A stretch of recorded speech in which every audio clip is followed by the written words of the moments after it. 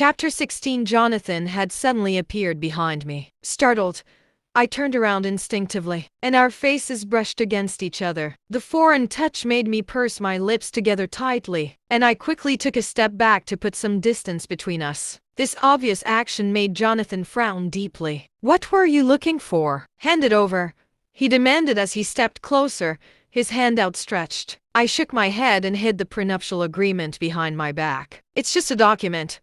You should just rest at home." "Work can wait," he said, seemingly believing me. He retracted his hand and continued, "The secretary will take care of this paperwork." I clutched the agreement tightly and nodded, trying my best to remain calm. "Is there anything else?" Jonathan's dark eyes stayed fixed on me, but he didn't say anything. "If there's nothing else, then I'll head back to the bedroom," I said while moving to walk around him. Just as I brushed past him, his deep voice sounded, "You can throw your tantrums, but don't mention the word divorce again."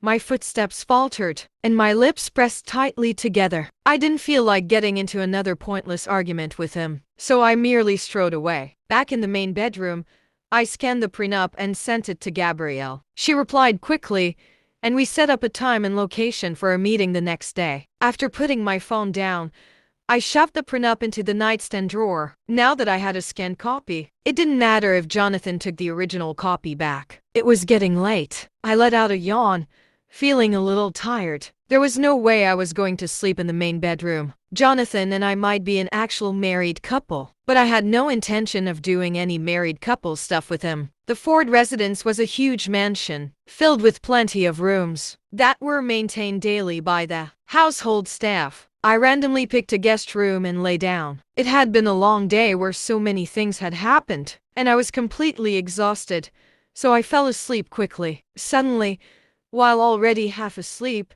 I felt myself enveloped in a warm embrace. This body that was pressed up against me was much warmer than mine, and I started to feel hot. I let out an annoyed harumph and squirmed around trying to get away, but the body behind me suddenly tensed. I tried to open my eyes in my groggy state, but I was just too tired, and I fell into a deep slumber. When I woke up the next morning, I found myself lying on the big bed in the main bedroom. The space beside me felt cold, and the sheets were perfectly smooth, so I couldn't tell whether no one had slept there or whether the person who had slept there had already left for work. My lips tightened in annoyance. I threw the blankets off me and got out of bed. When I got downstairs, Hugh, the butler, called out to me and said, "Miss Sawyer, breakfast is ready."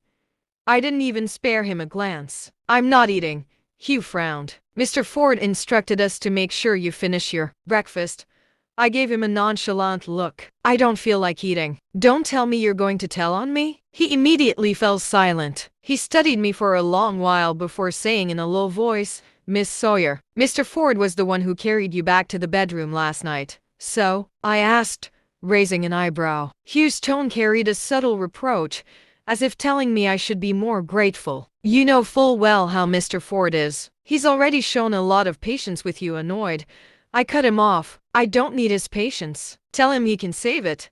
Hugh's expression fell when he saw me being so obstinate. He tried again, trying to get me to see the light. "Miss Sawyer, Mr. Ford left for the Zimmers first thing this morning. He's been very stressed lately because of what's been going on between you and Miss Alicia. The Fords and the Zimmers have been close for generations, and Mr. Ford had faced a lot of pressure when he married you as his wife. You really shouldn't be so petulant." His voice dropped lower as he continued. "Besides, Mr. Ford and Miss Alicia have been close friends since childhood. If you don't treasure him properly and continue to behave like this..." I couldn't hold it in anymore. "This is between me and Jonathan. What has it got to do with any of you?" First the assistant, now the butler. They only needed to focus on their respective jobs. Was mutual respect really too much to ask for? Why did they insist on lecturing me? They weren't Jonathan's father, so why were they acting like my father-in-law and trying to discipline me? If you're really someone whose words hold some weight with Jonathan, then please tell him to hurry up and go through with the divorce. After that, I won't care if he marries Alicia or Belisha or Celicia. He can do whatever he wants. With that, I stormed out of the house and slammed the door shut, leaving Hugh staring after me, mouth agape and stunned for a long while.